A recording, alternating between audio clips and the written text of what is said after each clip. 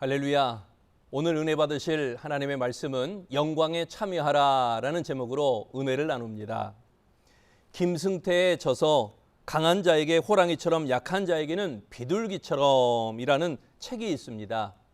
3.1운동 독립선언문 34번째 푸른 눈의 민족 대표로 알려진 프랭크 스콜필드 박사의 이야기입니다.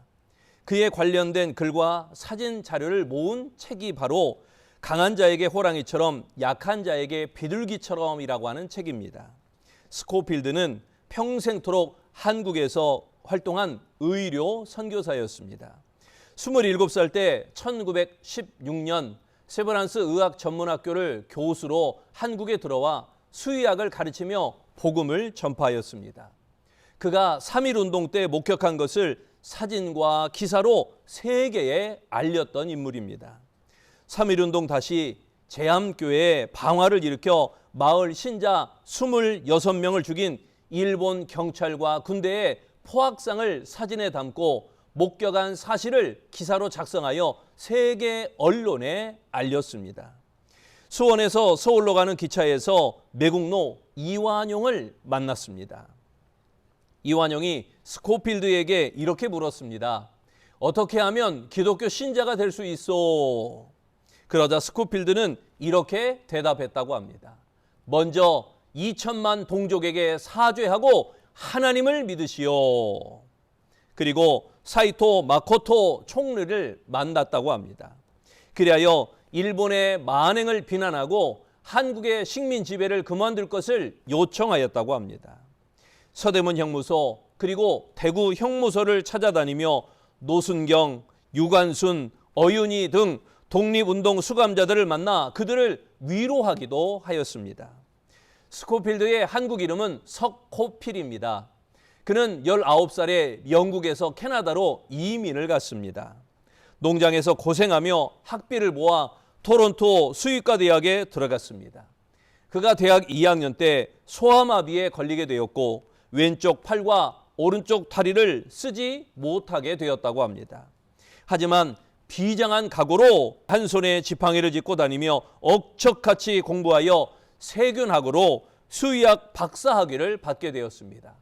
스코필드는 그런 몸으로 한국의 독립과 의료 선교와 복음 전파를 위해 열심을 다하였던 것입니다. 한쪽에 마비된 손과 발로 자전거를 타는 모습을 한국인들이 그저 신기하게 바라보았습니다. 스코필드는 독립운동을 하다가 붙잡혀 수감되기도 하였습니다. 세브란스와 서울대학에서 청년들에게 영어 성경으로 복음 전파에 앞장서기도 했습니다. 1969년 한국에 영구 귀화한 이 스코필드 곧 석호필은 여생을 한국에서 마쳤습니다. 외국인으로서 최초로 국립현충원에 안장되기도 했습니다. 그는 한국을 사랑했던 애국자였고 하나님을 사랑했던 하나님의 사람이었습니다. 스코필드 박사, 그분이야말로 하나님의 영광에 참여할 자인 것입니다. 우리도 온전한 하나님의 사람으로 하나님의 영광에 참여하시기를 바랍니다. 우리가 봉독한 베드로전서는 여러 가지 시련에 직면한 성도들을 격려하기 위하여 목적으로 기록된 서신서입니다.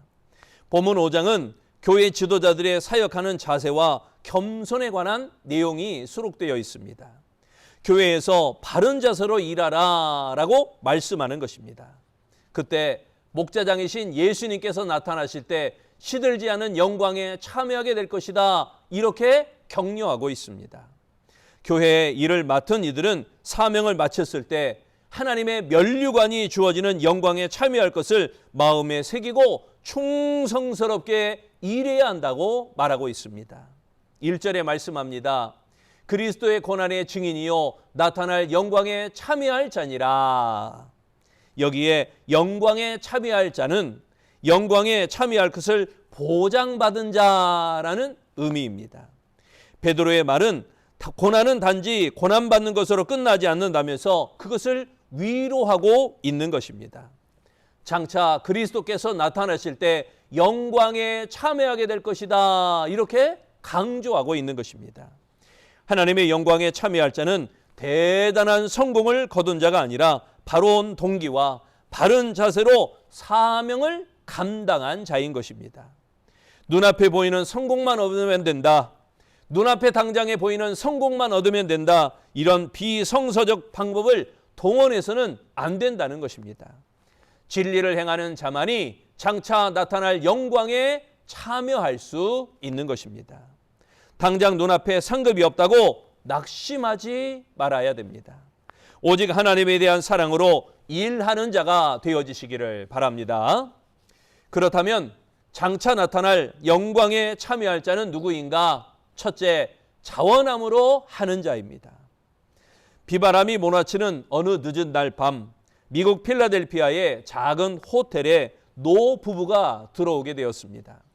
예약은 안 했지만 혹시 방이 있느냐라고 젊은 직원에게 물어보았습니다. 직원은 빈 방은 없으니 다른 호텔을 알아보겠다며 이곳저곳에 전화를 걸었습니다.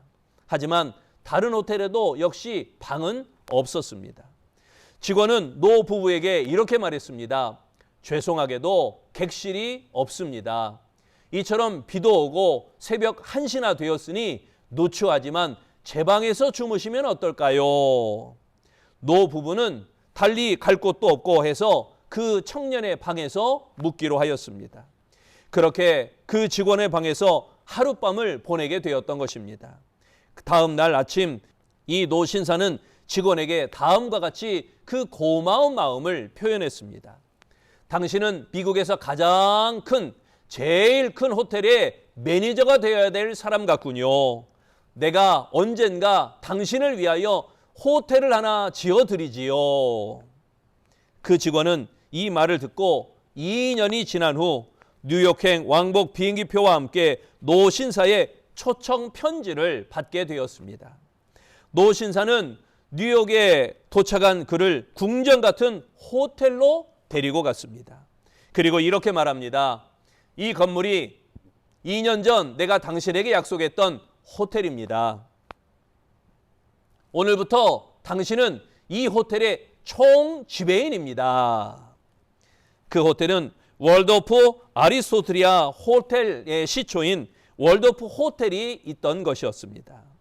이 노 신사는 윌리엄 월드오프 아스토라고 하는 인물입니다. 그리고 그 직원의 이름은 조지 볼트라고 하는 청년이었습니다. 그는 이 호텔의 첫 번째 총 지배인이 되었습니다. 자원함으로 하였던 호의가 상상할 수 없는 영광을 가져오게 되어진 것입니다. 2절에 말씀합니다. 너희 중에 있는 하나님의 양 무리를 치되 억지로 하지 말고 하나님의 뜻을 따라 자원함으로 하며, 여기에 자원함으로 하며 이 말씀은 자유의지를 사용하여 자발적으로 하다라는 의미입니다. 특히 베드로는 자발적인 열심을 강조하였습니다. 이 자발적 열심은 하나님의 뜻에 합당하여야 한다라고 강조하고 있는 것입니다. 성령이 없는 자발적 열심은 바벨탑을 쌓는 일이 되는 것입니다. 그러므로 자기 마음대로 행할 것이 아니라 하나님의 뜻에 따라 자발적으로 행하여야 할 것입니다. 자원한다는 것은 잘난 척하며 주장하는 자세가 아니라 스스로 움직이는 헌신을 가리키는 것입니다. 징집병이 아니라 자원병으로 일하는 모습인 것입니다. 징집이 된 군사는 매사에 억지로 왔으므로 일도 억지로 하게 됩니다. 징집되면 시간이 아깝습니다. 징집되면 물질이 아깝습니다. 징집되면 꼭 손해를 보는 것 같습니다. 그러나 교회는 징집된 자를 모아놓은 수용소가 아닙니다.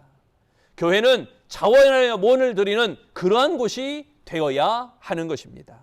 자원함으로 할 때 진정한 하나님의 일이 되어지는 것입니다. 우리는 지혜로움과 자원함이 있어야 됩니다. 어떤 일을 할 줄 아는 지혜와 그 일을 하고자 하는 자원함을 말하는 것입니다.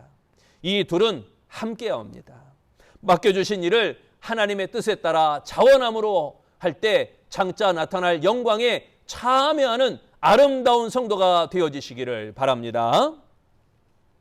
두 번째, 장차 나타날 영광에 참여할 자는 억지로 하지 않는 자입니다. 마크 트웨인의 소설 톰 소여의 모험, 이 책에 나오는 이야기입니다. 아주머니가 담장을 페인트로 칠하라 라고 이 톰에게 시켰습니다. 톰은 이 담장에 페인트를 칠하기가 너무 싫었습니다. 어떻게 해야 그 일을 쉽게 할 수 있을까라고 생각을 하고 꾀를 내었습니다. 그때 묘안이 떠올랐습니다. 페인트 칠하는 것이 재미있는 일처럼 보이게 하는 것이었습니다. 그러면 아이들이 나도 그 일을 해결해 달라고 할 것으로 생각을 했던 것입니다. 톰의 생각은 아주 적중했습니다. 톰이 칠을 억지로 하는 것이 아니라 재미있게 하자 아이들이 하나 둘씩 모여들기 시작했던 것입니다. 그리고 나도 페인트를 좀 해결해 달라고 졸라대는 겁니다. 그러나 톰은 이 일이 재미있다며 친구들의 요구를 거절했습니다. 그럴수록 아이들은 더욱 그 페인트 칠하는 일을 하고 싶어 했습니다. 한 아이는 사과를 주면서 이 일을 해결해 달라고 졸랐습니다. 톰은 마지못해 부탁을 들어주는 체 하면서 그 페인트 칠하는 일을 맡겼습니다. 아이들은 신이 나서 그 페인트 칠하는 일을 시작했습니다.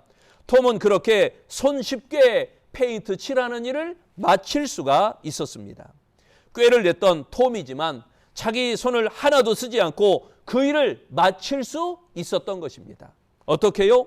아이들로 하여금 자원함으로 일하게 하였던 것이었습니다. 존 워너 메이커, 백화점의 왕이죠. 그는 83세까지 백화점 경영에 참여하였습니다. 사람들이 어떻게 지내십니까? 라고 묻습니다. 그러자 존 워너 메이커는 이렇게 대답합니다. 즐겁게 바쁘지요. 내 대답은 단 2마디면 족합니다. 사람들은 마지못해 바쁘지만 나는 내가 원해서 바쁘니까 즐겁게 바쁜 것입니다. 존 워너 메이커는 억지로 하는 것이 아니라 즐겁게 하였습니다. 신앙생활도 마찬가지입니다. 억지로 하는 것이 아니라 즐겁게 신앙생활 하시기 바랍니다. 2절에 말씀합니다. 너희 중에 있는 하나님의 양무리를 치되 억지로 하지 말고 하나님의 뜻을 따라 자원함으로 하며, 여기에 억지로 하지 말고 이 말씀은 하기 싫은 상태에서 강제적으로 하다라는 의미입니다. 그러니까 기쁜 마음으로 하는 것이 아니라 의무감이나 외적인 요인에서 강제로 억지로 하는 것입니다. 봉사와 섬김의 특징은 즐거움입니다. 즐겁게 봉사하고 즐겁게 섬기는 것, 사역의 목적이 하나님을 위한 것이어야 되는데 자기의 더러운 유익을 위하는, 내 이익을 구하는 것이 되어지면 그 즐거움이 사라지고 곧 억지로 그 사역을 해야만 하는 것입니다. 하나님의 일은 항상 즐거워야 됩니다. 즐겁게 예배하고 즐겁게 기도하고 즐겁게 전도해야 됩니다. 나같이 못난 인생이 하나님의 일을 할 수 있다는 감격 때문에 그 일을 하는 것입니다. 나의 나된 것은 오직 하나님의 은혜입니다. 하나님과 관계된 모든 것은 다 하나님의 은혜입니다. 그 은혜가 임함으로 나는 즐거움으로 그 일을 행하는 것입니다. 하나님의 한량한 은혜에 잠기면 억지로 하는 것이 아니라 그 은혜 까닭에 즐거움으로 기꺼이 하게 되어지는 것입니다. 순수한 사랑으로 하나님의 뜻을 위해 헌신적으로 하게 되는 것이 바로 이 기쁨 때문입니다. 억지로 하는 것이 아니라 즐거움으로 할 때 장차 나타날 영광에 참여하는 아름다운 성도 되시기를 바랍니다. 세 번째, 장차 나타날 영광에 참여하는 자는 양무리의 본이 되는 자입니다. 데이빗 케이프는 예수를 위한 바보라는 책에서 남아프리카 공화국에서 성공적으로 목회했던 자신의 과거를 이야기합니다. 데이빗 케이프는 하나님이 어느 날 거리로 나가 사람들의 발을 씻겨라. 갑자기 하나님의 이런 음성이 들려왔습니다. 너무도 당황스러운 부르심이라 이 음성을 놓고 14개월, 1년하고도 2개월 동안 그 부르심을 확인한 후 모든 사역을 내려놓고 길거리 세족 사역에 순종하게 되었습니다. 그는 예수님이 씻긴 발은 행복한 발입니다 라는 이 문구가 새겨진 티셔츠를 입고 대야가 붙어있는 십자가를 들고 세상으로 나아갔습니다. 그리고 하나님이 명령하는 곳이라면 어디든 가서 만나는 사람들의 발을 씻겨주기 시작하였던 것입니다. 가장 먼저 순종한 곳이 소웨토라고 하는 도시였습니다. 그곳은 범죄로 악명이 높은 아주 위험한 곳이었습니다. 불황자 7명에게 끌려가 죽을 뻔한 위기에 놓이기도 했습니다. 그때 하나님이 그를 보호해 주셨습니다. 케이프를 죽이려던 그들의 발을 씻어줄 때 변화되어 헌신하게 되는 그런 모습도 보게 되었습니다. 조직폭력배, 알코올 중독자, 동성애자, 한센병 환자, 그리고 군 장성, 시장, 대통령에 이르기까지 많은 사람의 발을 씻겨 주었을 때 초자연적 치유가 일어났으며 깨어진 가정이 회복되고 중독된 가정들이 치유되는 역사가 일어났던 것입니다. 왜 하나님께서 이 케이프 목사를 발을 씻겨주는 사역으로 내몰게 되었을까? 하나님은 말로 복음과 진리를 전하는 것보다 삶으로 본이 되는 복음을 전하는 것을 원하셨기 때문입니다. 사랑의 본이 되는 것입니다. 우리도 이 사랑의 본이 되시기를 바랍니다. 예배의 본이 되어야 됩니다. 기도의 본이 되어야 됩니다. 전도의 본이 되어야 됩니다. 3절에 말씀합니다. 맡은 자들에게 주장하는 자세를 하지 말고 양무리의 본이 되라. 여기에 본이 되라 이 말씀은 모방해야 할 본본이 된다. 모방해야 할 모본이 되다라는 의미입니다. 사도 베드로는 교회에서 일하는 자들은 겸손한 마음과 신실한 모습으로 모범을 보이라라고 말씀하는 것입니다. 그리고 하나님의 뜻대로 양들을 돌보라라고 강조하였습니다.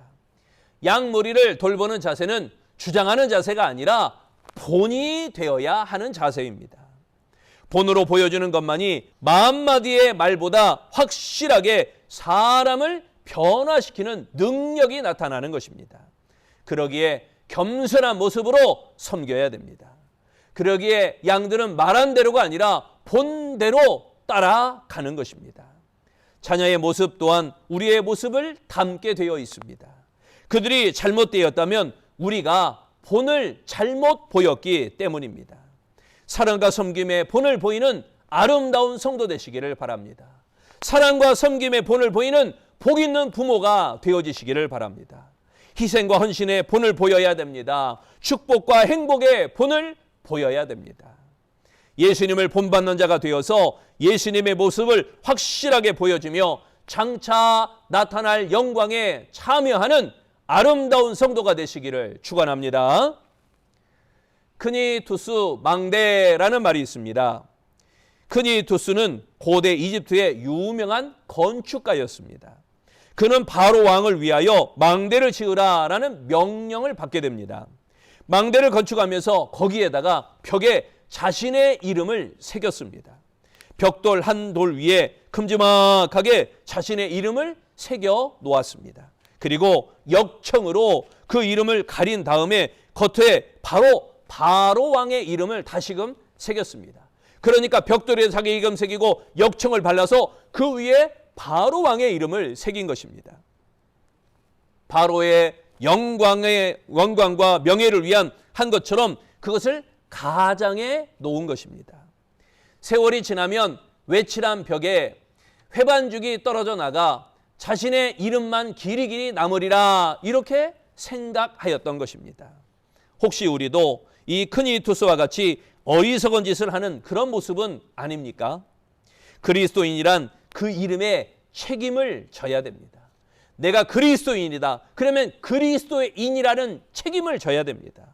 말로는 하나님의 영광을 위해 한다면서 실상은 내가 영광받아야 된다. 내 이름이 빛나야 된다. 내가 두드러져야 된다. 내가 인정받아야 된다. 여러분 그렇게 생각하지는 않습니까? 신앙의 목적은 나의 영광을 드러내는 것이 아니라 장차 나타날 하나님의 영광에 참여하는 것이 되어야 됩니다. 사랑하는 성도 여러분, 상급이 주어지지 않는다고 불평하는 마음을 가지면 안 됩니다. 하나님에 대한 순수한 사랑으로 일해야 됩니다. 하나님의 나라와 몸된 교회를 위하여 자원함으로 일하시기를 바랍니다. 또한 억지로 하는 것이 아니라 즐거움으로 일하시기를 바랍니다. 또한 본이 되는 모습으로 충성하시기를 바랍니다. 그리하여 장차 나타날 영광에 참여하는 아름다운 성도들, 복 있는 성도들, 그 영광의 기쁨을 누리는 아름다운 성도 되시기를 축원합니다. 기도하겠습니다. 좋으신 하나님, 하나님의 거룩한 백성들이 하나님의 영광에 참여하기를 소망합니다. 우리에게 맡겨진 모든 일들을 자원함으로 행하며 억지로 하는 것이 아니라 즐거움으로 일하며 본이 되는 충성함으로 일하는 아름다운 성도 되게 하여 주옵소서. 하나님에 대한 순수한 사랑으로 열심을 품고 일을 하는 하나님의 백성으로 장차 나타날 그 영광의 기쁨으로 참여할 수 있는 우리 아름다운 복 있는 성도, 은혜로운 복 있는 성도, 성령의 감동 있는 은혜로운 주의 백성들이 다 되어지도록 축복하여 주시옵소서. 하나님의 영광에 기쁨으로 참여하기를 소망하오며 예수님 이름으로 기도합니다. 아멘.